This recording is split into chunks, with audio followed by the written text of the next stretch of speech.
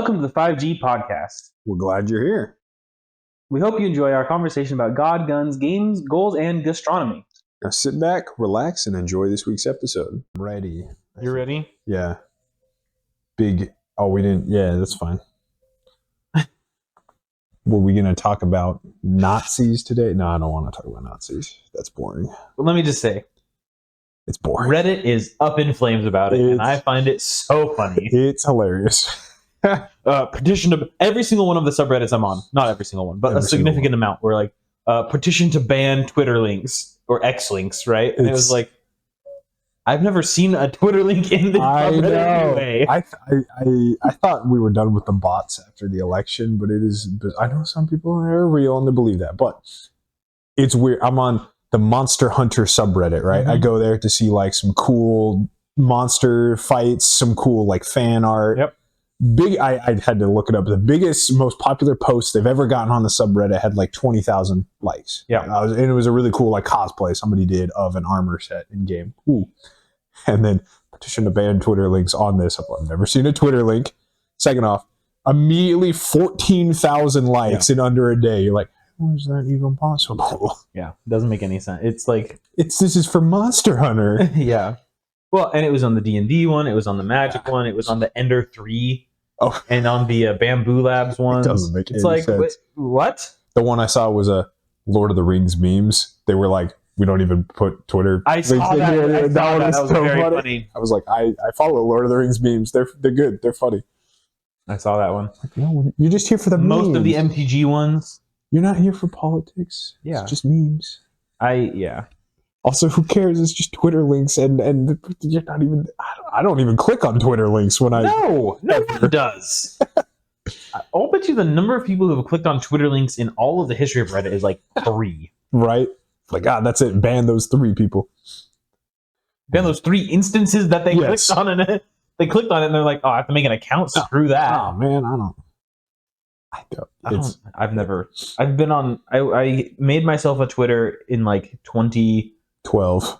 Yeah, 12, That's probably what I've been mine. Yeah. And I was like, oh yeah. And then like I was trying to use it and I was like, I don't understand anything that's going on with this. It is the most unfriendly interaction that I had with the social media. Similarly, I made one just to like follow a video game news because there was a smaller company and they used Twitter a lot. And I was like, cool.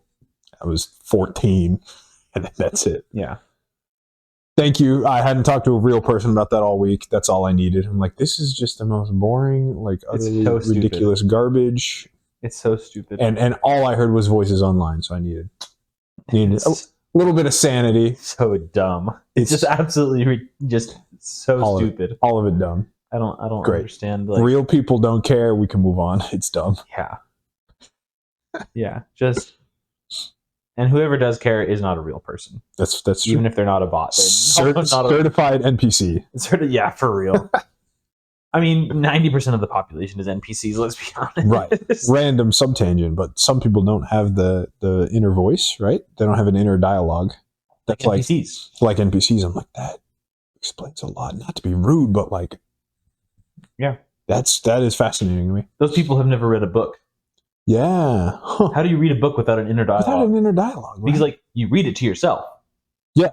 Like when you read it but quietly, yeah. Yeah. You're reading it to yourself. So, like, you like read it and you're not like just like looking at the word the. You're saying the in your brain. In your head, yeah. And understanding it as you read it. Yeah. Yeah, and then in addition to that, you're visualizing things, you're thinking, I can't fathom not. It's one of the reasons I like reading more than like most other means of like entertainment media. You stave off the NPC part of your brain. Well, no.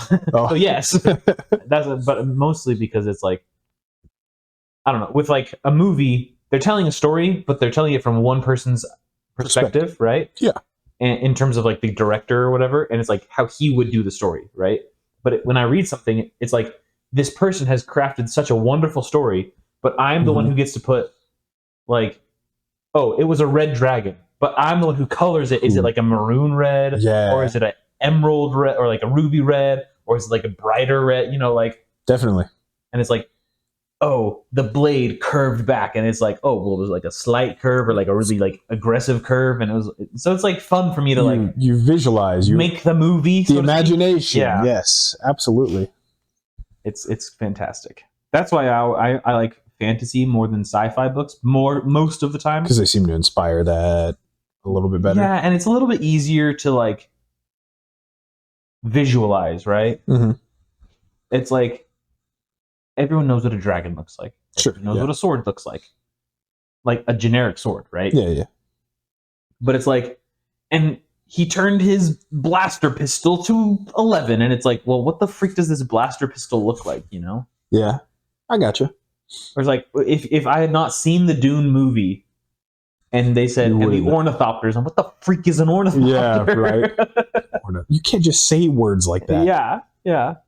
That's fair. Yeah, science fiction has always has the burden of like explaining their science. Yeah. Whereas fantasy, they're just like magic, and you're like, yeah, magic. At this point, because it's derived from like real world mythology, like you kind of know.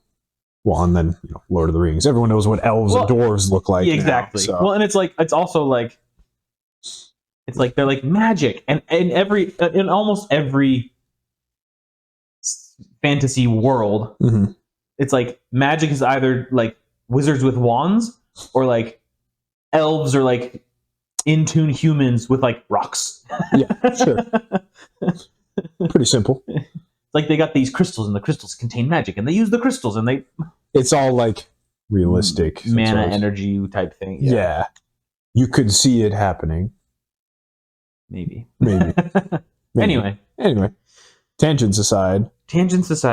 What did you think of the Xbox Games Showcase this week? I think video games are healing. That's it. We're back. We're back, baby. 2025. No, I was they showcased 4 games and like they looked good. Yeah. They looked fine. Xbox. There's like none of them are like games that I'm probably going to play. They're very Souls-like. Mm-hmm. It seemed for most 2 or 3 of them.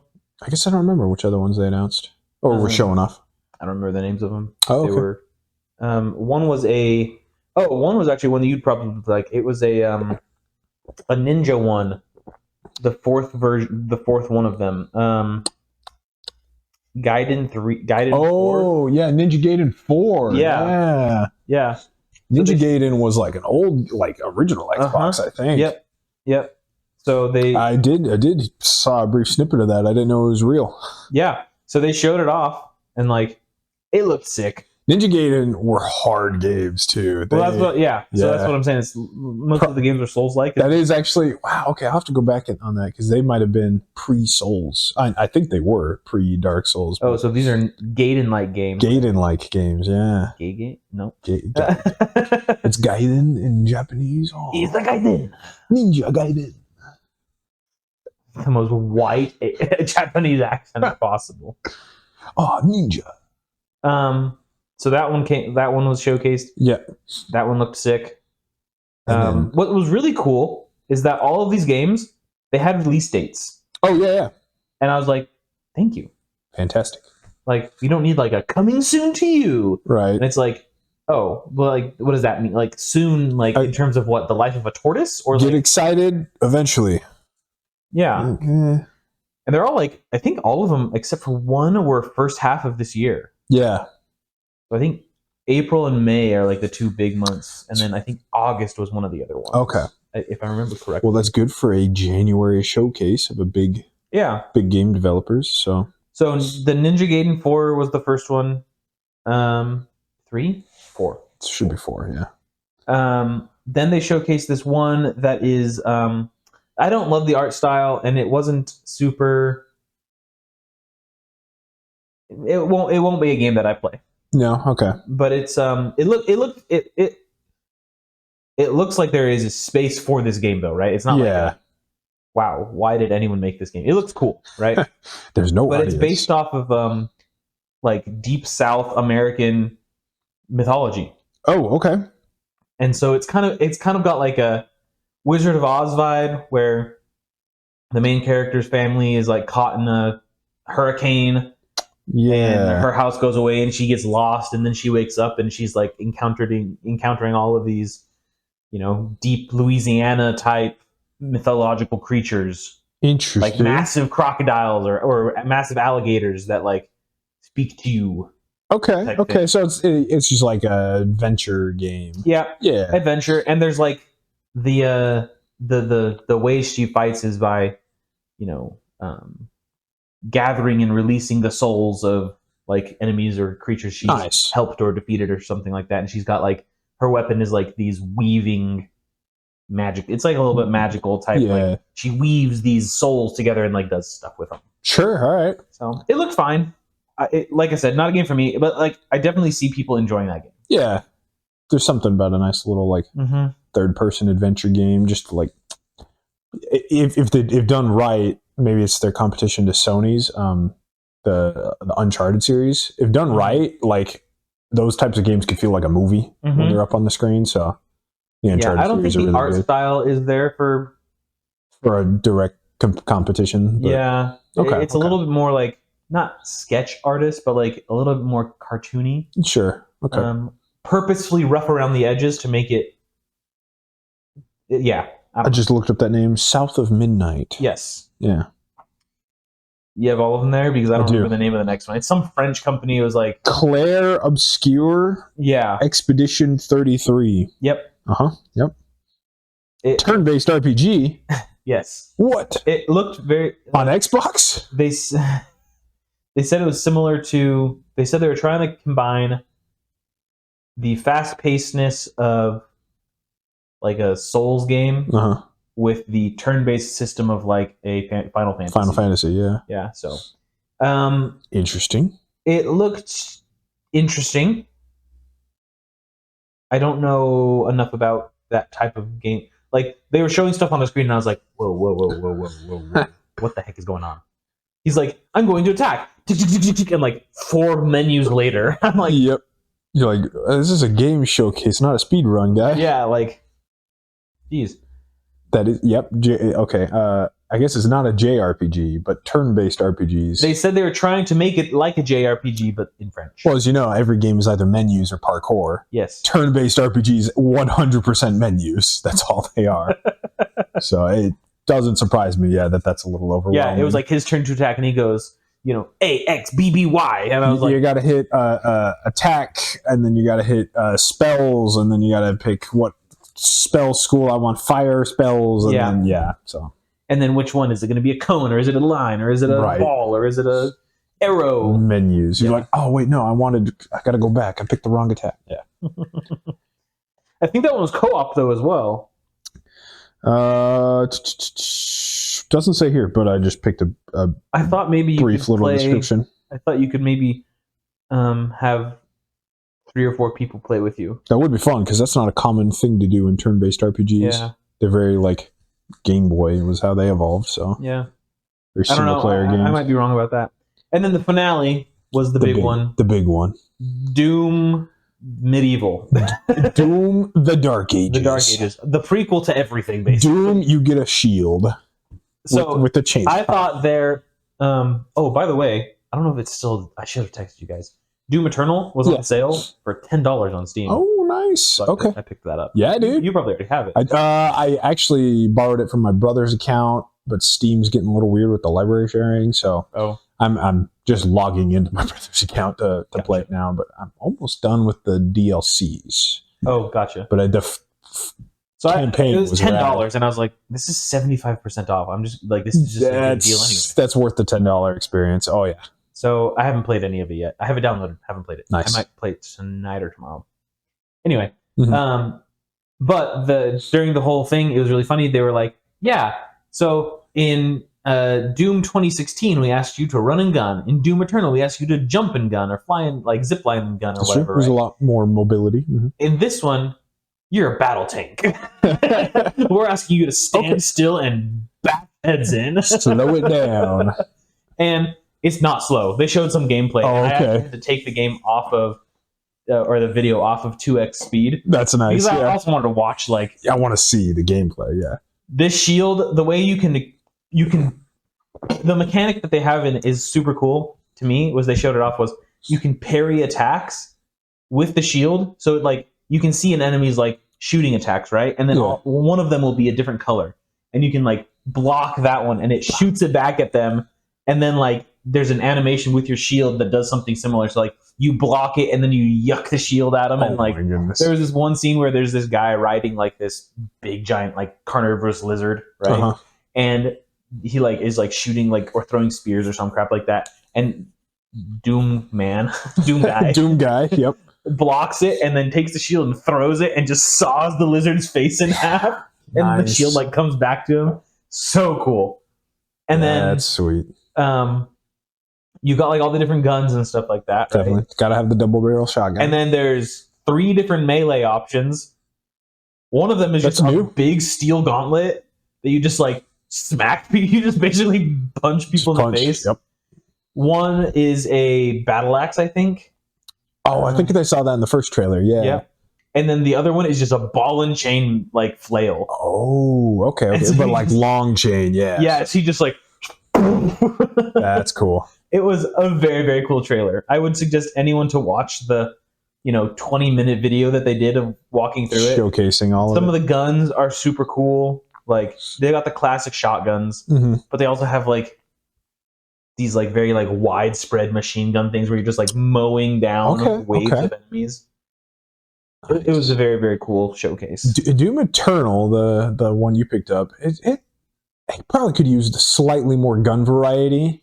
I by the end of the game, you got some pretty neat guns, and there's some mods you could change. Each gun could kind of evolve 2 different ways, which was pretty nifty. Where at its simplest, it was just like shotgun with grenade, underbarrel grenade launcher, or fully auto. You're like, all right, that's simple. But by the end, they had some pretty sick modifications. You got like a mini gun that could be a turret, or it gives you a big shield, and then you shoot out the like energy projectiles too. So, but they could use a little more variety. So that's cool. They've got new melee weapons and new guns. It looks pretty sick. Yeah, like, it looks pretty cool. I'm sad to hear. Hopefully, it's still good. The sound direction has always been big in the Doom series. They couldn't get the original composer back. They kind of had a falling out after Doom Eternal. So hopefully, these new guys do okay. They showcased some of the music, and it was just like they said it was. What did they say? They said they were trying to shoot for a medieval metal sound. Medieval metal, perfect. Yeah. So all right. It sounded fine during the trailer, but they might have just cherry picked like the best music. I'll give him a chance. That's good enough then. The original guy, like he was from not the original from the 80s, but Doom 2016 and then 2020 Doom Eternal. He put like literal chainsaws into the soundtrack. Like he did a bunch of like practical sound effects that was just in combination with heavy metal were cool. So I don't know if they did that. But it sounded good when they were playing in the game. Okay. We'll have to see, yeah. Yeah, I think... and that one has a May release date. Yeah. May 15th, I think. So that's good. Yep. Good sign. Good to see. Yep. I think that culture is finally returning to normal. Yes. Good video games. We're finally becoming less politically charged and all the... things, right? And you can just feel it. It seems like it after the 20th of January, really since November, since the election. Yeah, it has seemed there's been a shift. Yeah, and I just want it to be less political. I don't even care what political way we go, or rather, I care that we don't at all. Yeah, I just want my video games or my media to be normal. So yeah, I agree. It's It sounds good. I wasn't planning on talking about it, but you were just talking about countering and doing sick finishers. I did pick up Space Marine 2 last week. Oh, nice. We talked pretty highly of that when it came out a few months ago. It's a pretty fun game. Yeah, lives up to the hype. Yeah, I've been playing a lot of it. It's pretty rad. And I did like one campaign mission, but then I've just done exclusively the like multiplayer co-op mission stuff. Where it's kind of an RPG. You've got the 6 different classes to pick, and you level up your guns and level up skills. And Yeah, it's a lot of fun. You're just killing aliens. You're killing 1,000 Suns, heretics. With your battle brothers. Different classes are fun. No notes, perfect game. Just it's Warhammer. You just slaying aliens. It's great. That's that. Yeah. Yeah, so it's a lot of fun. Customization looks cool. Speaking of video games we've been playing, I get just been grinding Satisfactory still. I've seen that. Yeah, I just got to the final thing so I had gotten the final tier. I got past the point where I had already been in my first playthrough. Yeah, but that was still in beta or alpha, beta, early access, and now they're in 1.0. They're officially released. Yeah. It's not a beta anymore. It's Satisfactory 1.002 right now or something like that. Cool. 1.02. I don't know. It's a real game now. It is. But you're playing it, and like the fourth tier, which is like where they finally, which is like where I had gotten to, was like intense, right? And so I just finished that, and this next fifth tier is like, I'm going to need 4 times my factory size to finish this new one. Oh my goodness. And I'm sitting there like, they introduced like 7 different new materials. Wow. Like all these like 3 or 4 or 5 new like factory machines. Yeah, new energy sources to support that, I reckon. No, because you've unlocked nuclear energy at that point. It's still just nuclear. I have so much power. That like I don't need. I assume you needed something like more efficient to get the power output, but no. So it depends on how you set your factory up. Boil your water even faster. Yeah, so right now I just do oil. Oh, yeah, okay. I'm just burning oil. That's not efficient. And coal. Yeah. Both. Actually, that is relatively efficient, but... Yeah, so I'm burning oil. It's actually very efficient, Trevor, because I'm burning it in super heated turbines that produce a lot of energy. Okay. And the byproduct is water and polymer. Oh, okay, yeah. And then I ship the polymer on a train to my factory. Yes. And the water you... dump into the ocean. Oh my goodness. It's water. Has that been pH treated? No, but it's diluted enough in the ocean. Yeah, it's just dump it in the ocean. It's fine. Yeah, it's fine. It's great. Sounds rad. Yeah. But so you have a lot ahead of you now. I probably have another 200 hours of gameplay. 200 hours, yeah. Well, I'm gonna have to like quadruple your factory. Yeah. Well, and I'm gonna have to collect more resources and get more miners active and do all like a ton of different things in order to like do it. you know. So. Dang. Yeah. Satisfactory. They added so much content to it since the first time I played. Nice. Like a ridiculous amount, which is great. It's a lot of it is new, which is very fun. I saw it was a custom meme from one of my coworkers. We have like a weekly meeting where it's like, share an icebreaker, and it's just memes, right? And he did like a what I do at work and then what I do in my spare time. He's just like, oh yeah, so what do I do at work? I look at systems and drawings and spreadsheets and do calculations and then at home, what I do in my spare time is I play games where I look at systems and drawings and do spreadsheets. And I think he had a Factorio, which is the other similar game. Yeah. So yeah, I got to look at spreadsheets and I got to optimize yield. And he's like, and the one difference between the two is when something's wrong in real life, I don't get an error message that tells me what to do. Like I have to figure it out myself. Like, yeah, that's pretty. Like it's pretty accurate. The Satisfactory subreddits. There's 2 of them. Most people post memes like that every single day. Yeah. Or it's like, or like a thing where it's like, most people just blame the whole subreddit for like, this is your guys' fault. I go to work and think about video games, and then I get home from my engineering work and do engineering video games. Yeah, right. It's the same thing. So that's funny. I thought like, at least not right now, but at some point I probably will get sucked into that because I have done those types of games before. But now that I'm like have an engineering job, I'm like, I don't know, that's too much engineering. It's so much fun. But at some point I will. And like being able to like I know. Satisfactory is a 9.9 out of 10 game. there's plenty of enemies to fight if you want to just fight, but like you can craft different ammunition and different weapons. Yeah, like, yeah. But then you also have this massive factory where you're trying to like build You gotta manage. space station basically, right? And being able to like open up your recipe book and be like, okay, I need 17 of those per minute, and this requires these 2 pieces, and that is 300 per minute, but I only have a recipe that can produce 200 per minute, so I need to build 2 of those machines and overclock one to 200%, but then the other one I only need at 75%, so maybe I can balance that to be 135% each or whatever. It's like Gotta optimize the system. and then I need all the materials to go, and it's like, what's the best way to do that? And it's like, oh, do you have just like one massive conveyor that spirals up? And it's like, well, I could, but then like, what happens if I need like a bunch of iron right there? Sure, yeah. Like, logistically, you have to build it too, which is like, oh, I couldn't do that. I don't want to be a construction engineer. No way. You should see my. I'll manage systems after you build them, but yeah. The building right now. So my first one, I just did like a long like, this is the factory, and it was just one conveyor belt that went that way. Yes. And it just had everything on the conveyor belt. And So it just convenient. and I just built one factory that was like, I built the conveyor line that way, and then lines coming off of it this way for different things. Yeah, right? nice.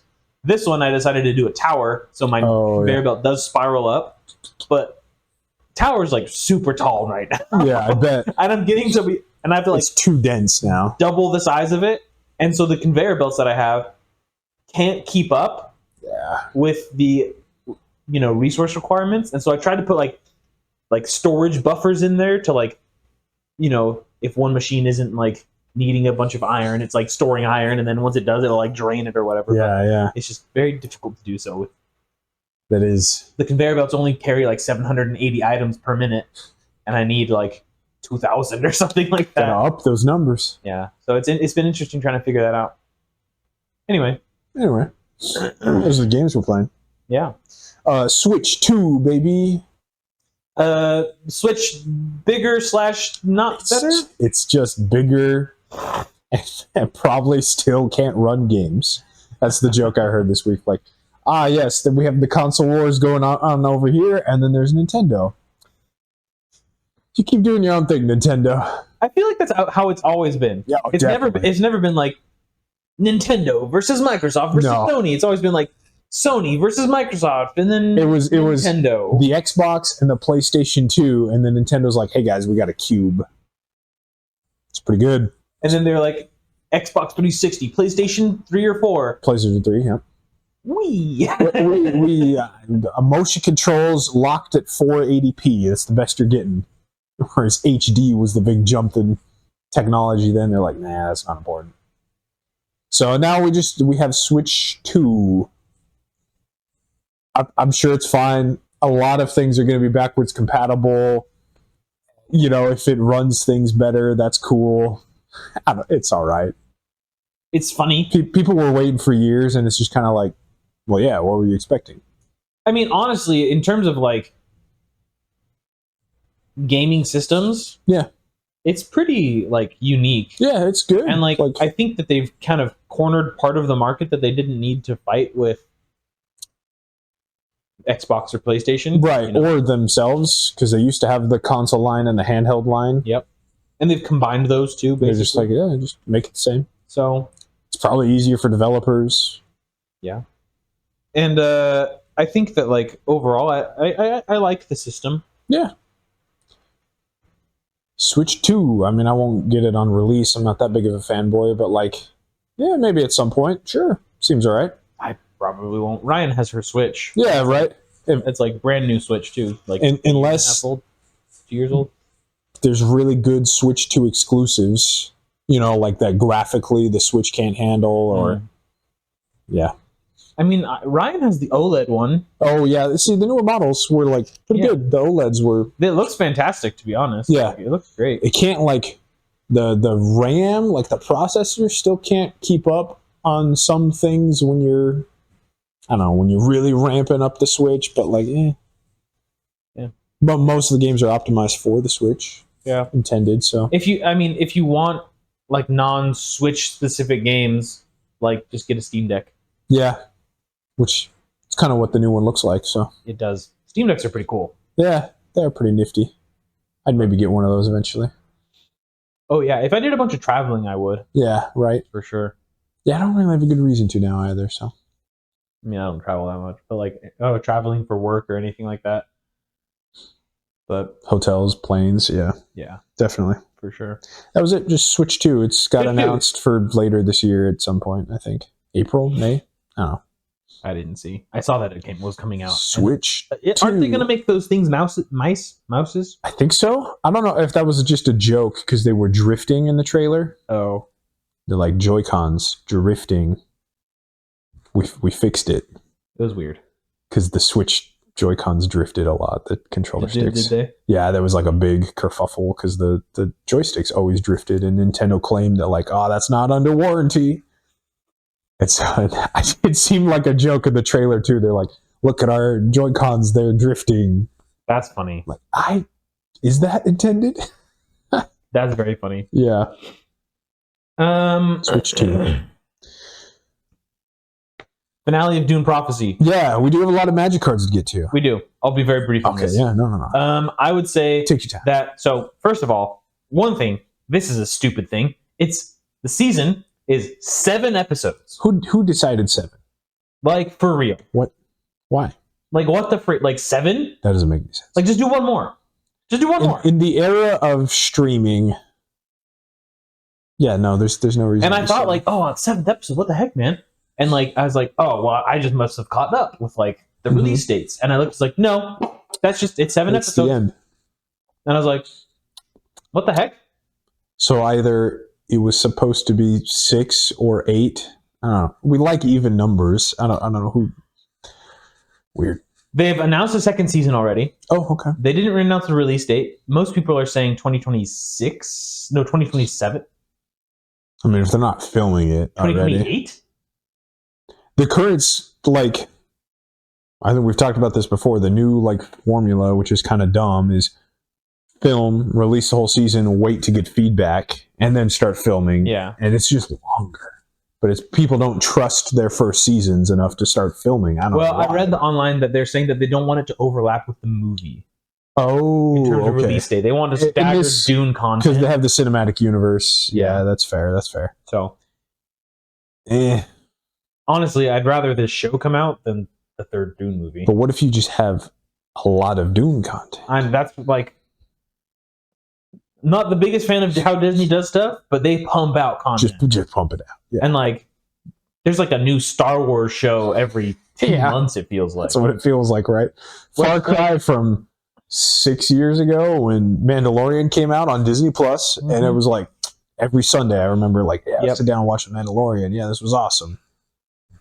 But I don't know. So other than that stupidity of being 7 episodes long, is this a first world problem? Yes. 100% is a first world problem. But Guess what? I live in a first world. But it's dumb. It deserves to be called out. Problems are still problems, Trevor, Yes. regardless of what your socioeconomic status is. I bet even in third world countries they'd complain about 7 episodes. Maybe. Maybe. Other than that dumbness, the show gets a solid 9.4 out of 10. Okay. Oddly specific. Well, we do like even numbers, so. Yeah. 9.4. It's there's very few notes that I have. Okay. It's The finale made it worth wrapped up. huge cliffhanger, Oh, well, all right.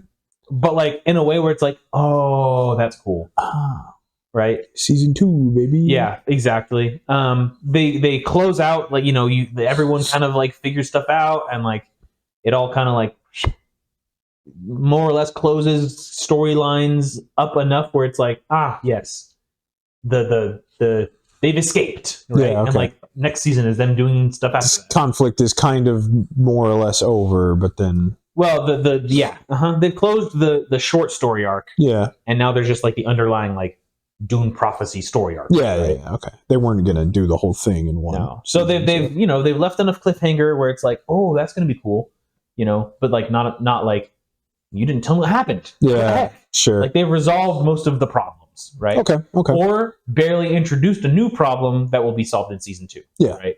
Where it's like, oh, this is cool. And there's like some like mind blowing moments. They're like, oh, no way. A plot twist. Yeah. Which was very cool. Yeah, super good show.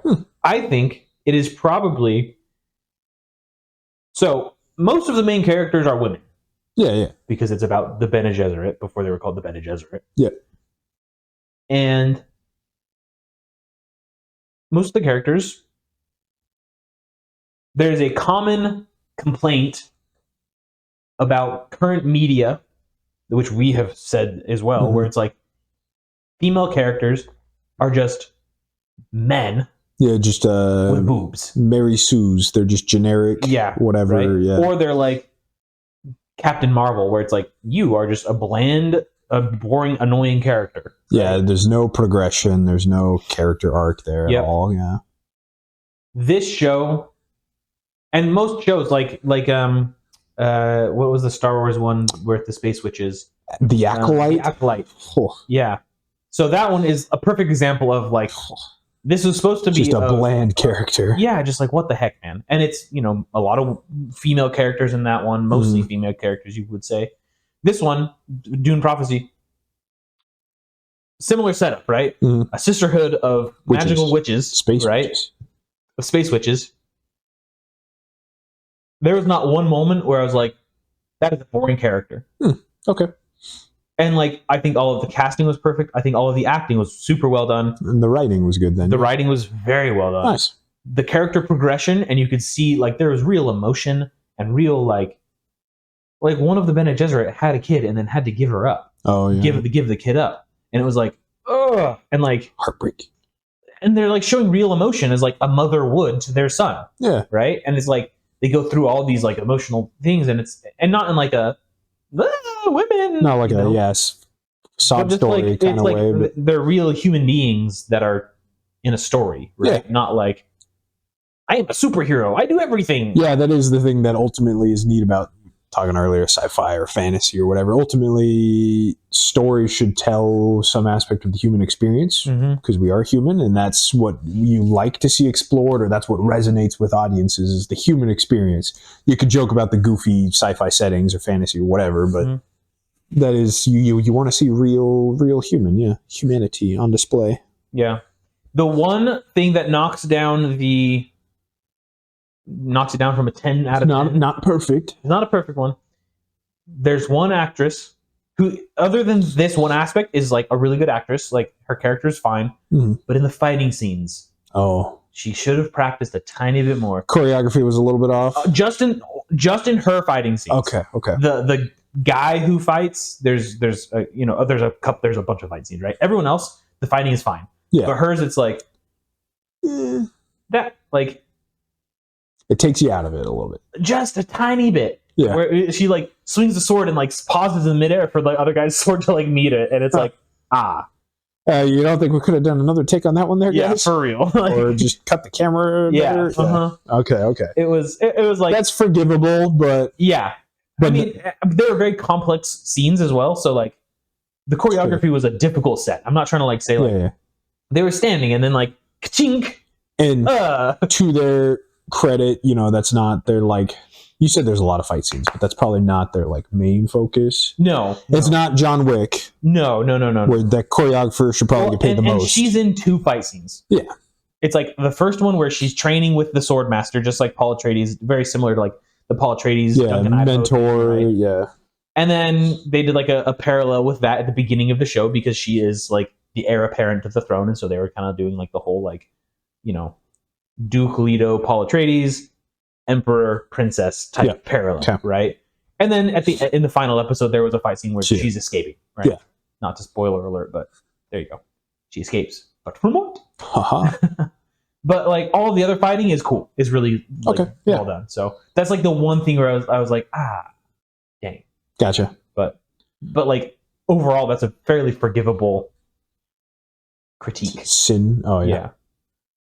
Cool. Whatever. I'll have to find my HBO login then and borrow mine if you want. give it a watch. Yeah, super good show. So long as I don't crack down on that, like Netflix with the password. They haven't yet. My brother uses mine. Oh, good. Okay. So nice. All right. Yeah. Dune Prophecy. I would high recommend from Steven. Full season's out, so you can go and binge it now. Yep. They're over an hour-long episode each. Yeah. So maybe that's why there were only 7 episodes. There's probably 8.5 hours of content. Oh, okay. Yeah, probably about that. But not bad. Anyway, that was a lot more long-winded than I was expecting it to be. My apologies. Steven, you are long-winded. That's true. Very, very, very true. But it's okay because we have many Magic cards to talk about. I don't even know if this is our main topic for today. If you haven't heard, Aetherdrift is the name of the set. Drifting through the ether. Magic the Gathering Mario Kart is that it is what it is. There's a lot of complaints, a lot of controversy.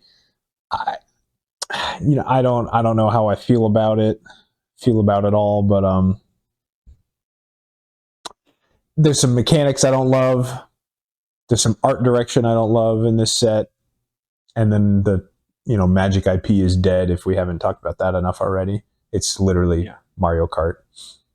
But there's some cool designs, unique mechanics at least, so I can at least keep it positive and talk about good cards. There is.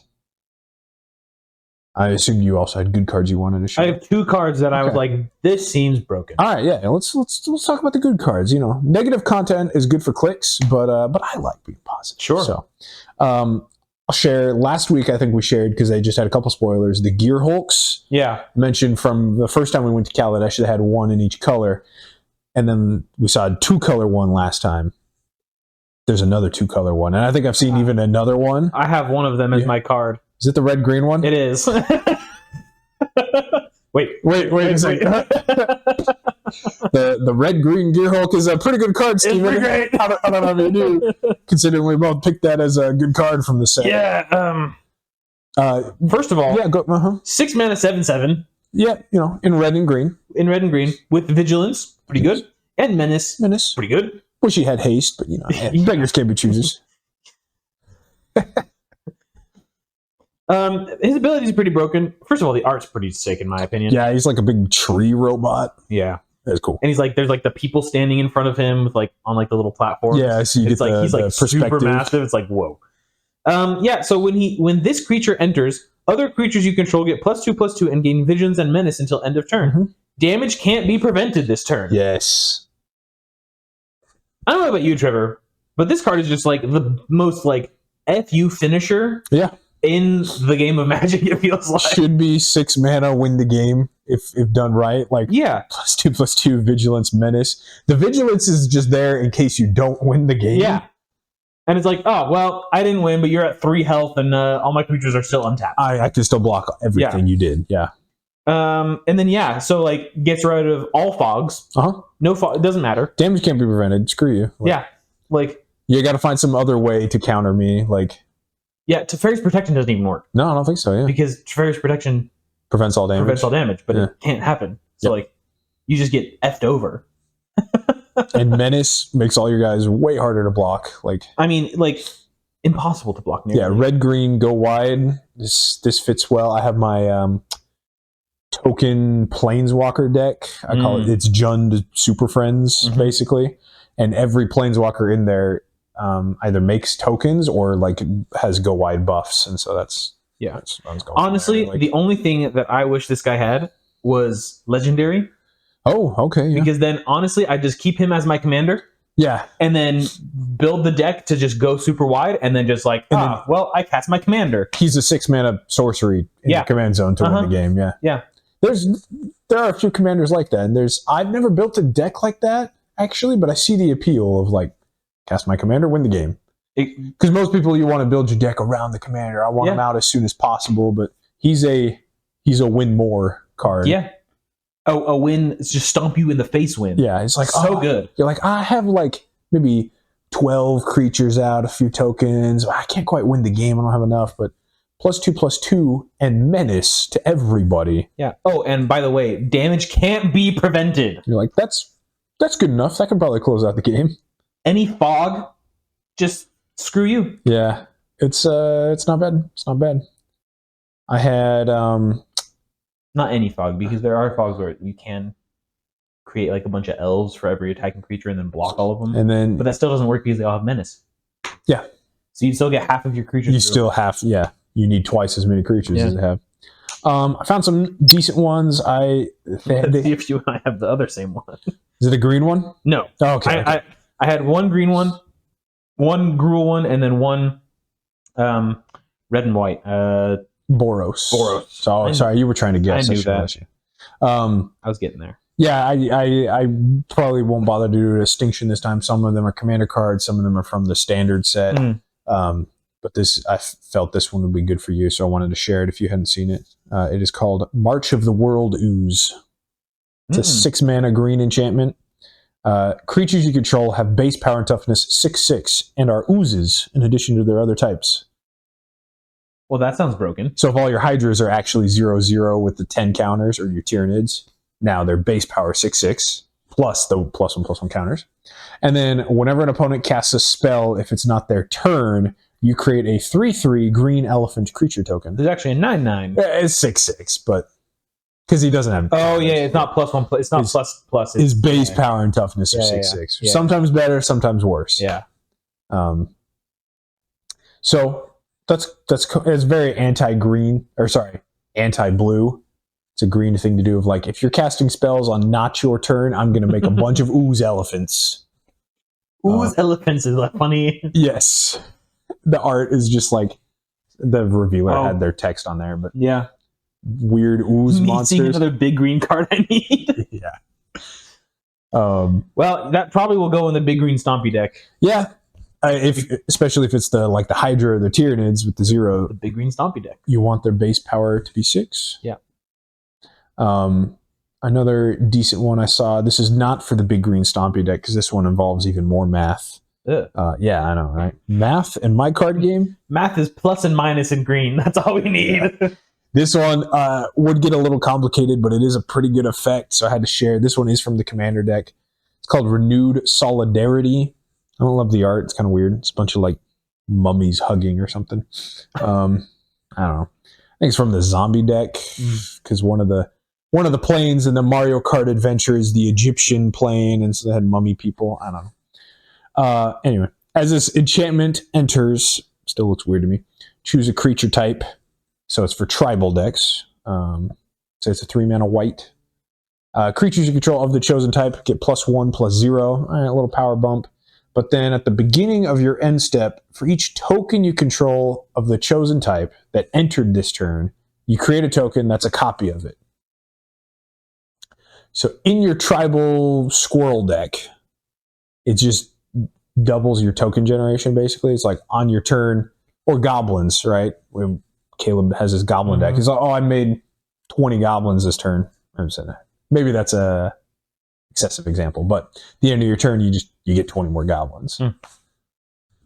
It enables a lot more math, more doubling, because if you already have those doubler effects in those token decks, it's just more and more. Like, I see this in goblins, I see this in squirrels. Yeah. Because green usually has a lot of the token doubling. White has only had like one before this, and now they have another one. Well, and isn't there an enchantment that whenever you create a token, create 2 of them? Yeah. And so then at the end of the turn, you would actually create quadruple tokens you were going to create? Yes. Is it all tokens? No, this one is limited to creature type. Okay, so you can't do artifact tokens, foods, treasures. No, like it does have to be a creature type. So foods and because green gets to copy everything. White, I think the one previous to this and this one is only creatures. Only creature tokens are they allowed to copy. So, but strong effect, I think. Do you have another one to share? I have one more. I only got 2 for you. Okay. Mine is a commander. Well, a legendary. It's a legendary creature. It's a Boros, 1 of each color, red and white. It's Koladin Triumph Caster. Do you see this one? I don't recognize the name, no. I think it'll be a very, very fun commander to build around. Okay. I think he might be my Boros commander. Oh, all right. 2 mana for 2/3. I like it. No keywords. Nothing? It's Nothing. garbage.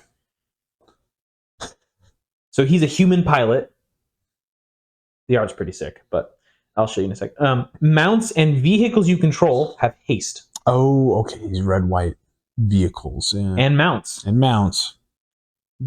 Whenever a mount you control enters, it becomes saddled until end of turn. Oh, okay. Maybe I did see this. He's ringing a bell. And then whenever a vehicle you control enters, it becomes an artifact creature until end of turn. Yeah, so you get your first turn free when he gives them haste, so you can go in and attack with your vehicles or mounts. His art is pretty cool in my opinion as well. Oh yeah, okay. Big old guy like riding a vehicle. Yeah, he's got like a mech suit on too. Yeah. Like, it's kind of cool. So I thought he was pretty good. It's not bad. He's for a commander. He would be a cheap commander as well. Yeah, 2 mana. Yeah, so that's one. You build your deck around him. You want him out as soon as possible. Yep. Throw some protection on him, Swiftfoot Boots or something like that. You can start throwing out big vehicles and swinging. I realize my head's out of the pain there. I gotta lean this way. Yeah. I think he's going to be aggressive, pretty decent. It's commander. It's red white aggro, but it's a different flavor of aggro, which it's more like red white artifact aggro. Yeah, except the mounts. The mounts are kind of mounts. I don't know much about that mechanic. It just came out this year, but last year. Last year. And I assume there's going to be more of them in this set. I saw some. Did you? They were kind of all in different colors, and those ones aren't necessarily artifacts. So you could. No, they're usually creatures. Yeah, those ones you could go both ways if you wanted pure artifact synergy or not. There might not be enough mounts for a whole commander deck.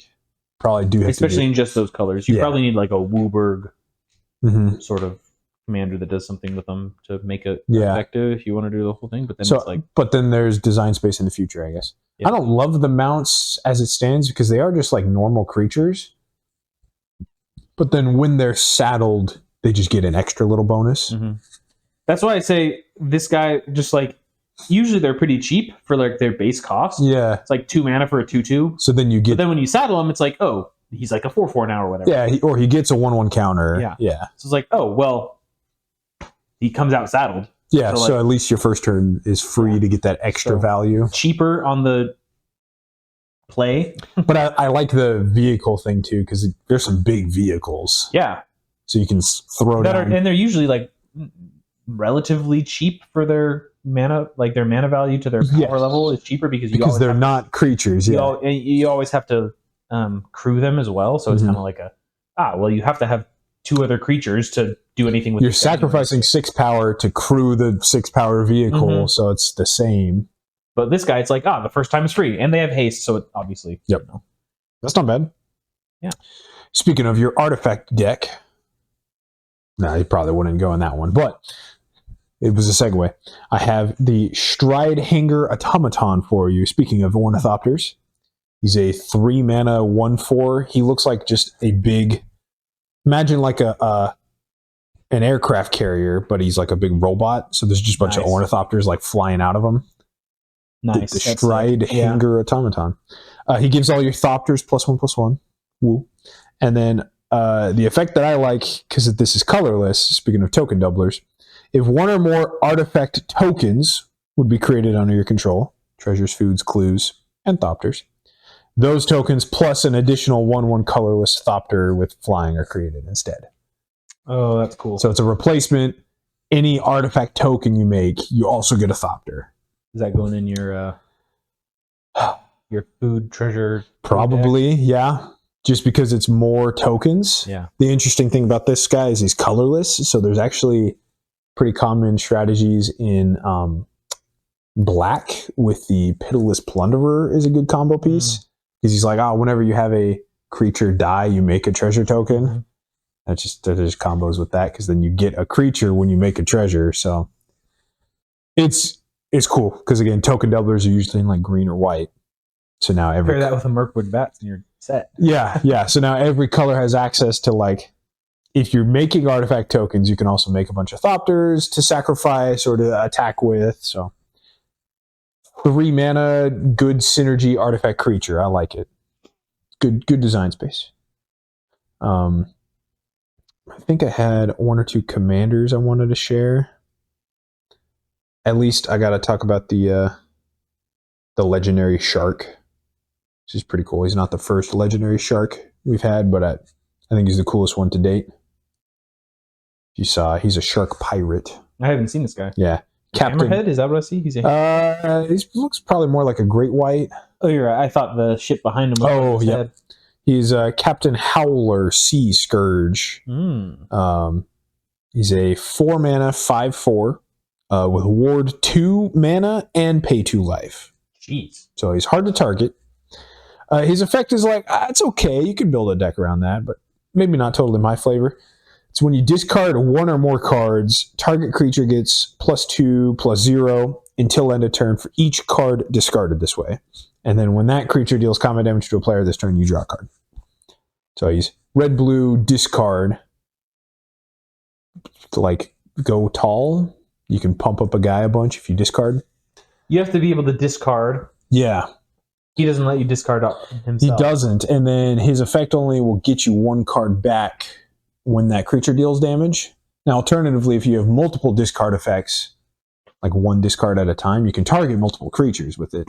There's probably easier ways to draw cards. Can you target 1 creature 2 times and draw 2 cards after attacking? Yes, if it's 2 separate discard triggers, yes. Yeah, where it's like, oh, this card says discard a card, add 1 mana to my mana pool or whatever. Yeah. I don't know, like, whatever exists, right? And then he'll give it +2 power twice, and the draw effect would trigger twice as well. I believe so, yeah. As it's written, probably. So that's not too bad. It's card replacement at least. Yeah. Not advantage necessarily, but replacement. But I guess it is advantage if you're going through more cards in your deck. Yeah, exactly. It's card selection. Yeah. And he's a cool shark pirate, so you get flavor points for playing the king shark. Yeah, you have to do damage, which is difficult. Although, can you do it at instant speed? I suppose you could. If you discard a card at instant speed, yeah. If you attack someone with the 1/1. Wait until they don't block and then discard, pump that guy. Definitely. Yeah.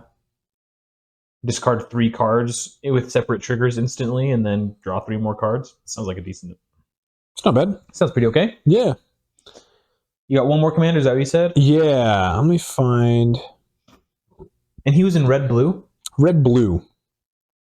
So the one I don't... I feel like red-blue just has so many different paths to win. There's a lot of different things you can do with it, which is cool. So I don't love this character. This was part of the negative part that I didn't want to get to, but as a commander, I do kind of like the design space. It's loot. Oh, I did. I think I saw this one. Wizards of the Coast, just cutest new marketing opportunity. He's just sorry, not to interrupt, but I saw the funniest fan made art on Free Magic. Oh yeah, it was loot splatted. Oh no! And it was loot, and he just had a tire like mark the Mario Kart tire track on him. Yep. And it was basically like the abilities or the text in the box was basically like, you play loot. No, so he was a 4 mana 0/0. Oh jeez. And when he entered the battlefield, he got -1/-1. Just add insult to injury. And then it said if loot is alive on your end step, you lose the game. It was very, very funny. I'll have to try to find it. Custom Magic card. Yeah. With custom art, too. Yeah. It was very funny. Nice. Sorry. Continue. No, that's fine. So, yeah, I don't love loot because he's just this little weird gremlin thing so that they can sell plushes to children. Whatever. I don't know why they went with him instead of Flibblethip. Flibblethip, because Flibblethip canonically is lost. He's hard to find. Isn't he found now? Wasn't one of the cards found? Flibblethip found or something. Yeah. But loot's the MacGuffin. He's the key to everything. So he's got to be relevant in the story now all the time. Anyway, a little gremlin thing, but he's it's a new teamer commander. I feel like I always highlight this because it's like the least common color combination for legendaries. They might have 15 now, but I remember like a while ago they only had like 10. So he's 2, a green, blue, red. So 5 mana. For 2/4, but he's got double strike, vigilance, and haste. Good collection of keywords. The vigilance is nice, and then the double strike, you can get in and attack if you want. Haste, the turn you should do it, but then he has 3 different tap abilities. And each one has, I don't think there's a new keyword, but it's exhaust. It just means you can only use that tap ability once. In the game. Yeah. For that instance of him being on Bounce him. Yeah. Which is why I like this. Because teamer bouncing is not really a strategy, so I like the design space. So 3 different tap exhaust abilities, and each one costs 1 pip. So it's 1 green and tap them to get 3 mana of any one color. So you get your 2 mana back, but you can convert 1 green to 2 other colors, or 2 mana of another color. But just once. Just once. And then 1 blue mana, tap, draw 3 cards. That's solid. That's pretty good. That's Ancestral Recall. That's power 9. And then power 4. Power 4. And then and then 1 red mana and tap a lightning bolt. Deal 3 damage to any target. So I do like it because it feels kind of like a throwback to Alpha of like you get Ancestral Recall, you get Lightning Bolt, and you get Dark Ritual is 1 black mana to add 3 black. This is 1 green to add 3 mana of any color. But then they all have exhaust. You can only do it once, so it's balanced. But then you just blink them.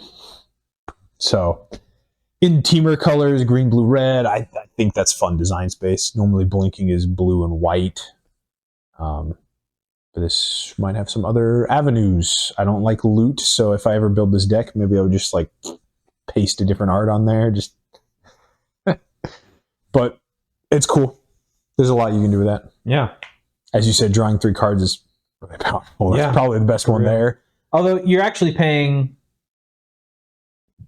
7 mana for that. Yeah, 5 to cast. Oh, sorry, 6 mana for it. I thought it was 6 mana, and you have to tap them. So if you find some way to blink him for cheaper, he's just basically like a bunch of sorceries on a stick. Yeah, definitely. You can attack the turn you do him, the turn you cast him, and then also get some extra value. It's cool. Yeah. If you find some way to get infinite mana first while blinking him and tapping him a bunch of times, then you can do the other stuff. You draw your whole deck. Like I hate to say it because I don't like loot, but there's probably some fun infinite combos you can do there. Yeah. Teamer's not known for infinite combos, so I don't love the alternate arts. I don't know if you've seen this border they're doing. Oh, what the heck is that? You got this piss color yellow on the border of the card. Maybe it'll look better in real life. Yeah, it looks like you're like 2 hours away from dehydration. They want like gold for first place because it's a Mario Kart tournament. I think that's why it's a gold border. So dumb. The color does not look good in print, and then the like. That's not bad. I don't know what this is. Like anime-ish. It's anime. Anime adjacent. Yeah, anime loot. You know what ones look really good? I just watched, you know who Wubby is? Yeah. He opens packs on stream, right? Yeah. Anyway, he was doing an Innistrad remastered one. Okay. Like Emrakul and like all the... Yeah, Edgar Markov. Yeah, a couple of vampires. The poster treatments... I have seen those, yeah. They look so, like, for me, like, that tickled me in like all the right ways. Yeah, it's not the first time they've done the horror movie posters for like, and I was like, oh, that's sick. Yeah. They look pretty metal. Most of the time, for me, 75% of the time, the extra treatments are just like meh. 50% of the time they're like meh. Miss, right? 25% of the time I'm like, ugh. And then 25% of the time I'm like, oh, okay, that's pretty sick. Yeah. Like, I like the full art ones. I guess that's an extra treatment. But like most of the time, those are just like, okay, yeah, that's cool. Like, all right, yeah, that's nice. It looks good. It looks good. I'm with you. I'm torn because it's like, yeah, some of them look good. They look cool. Yeah. We're definitely oversaturated, but maybe they're just trying to throw a bunch out there, and some of you will like some of them. And like the new special foil treatments, where it's like the one where it's like the mana foil treatment is like, I don't know how I feel about that one. Yeah, it's kind of like. One of the first like alternate arts they did was Kaldheim, which was the Viking set, and that was a good start to do it because it's like that was some pretty metal, cool Viking like Nordic ruins around the border, like.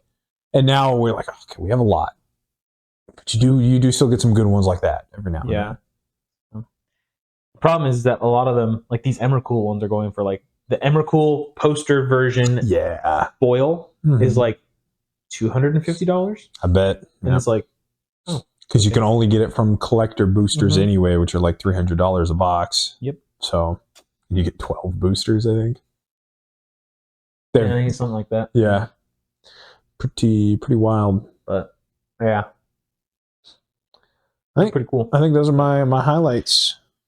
Well, let me finish off with the card o' the week. Yes, sir. If you don't mind here. Let's do it. Let me find her.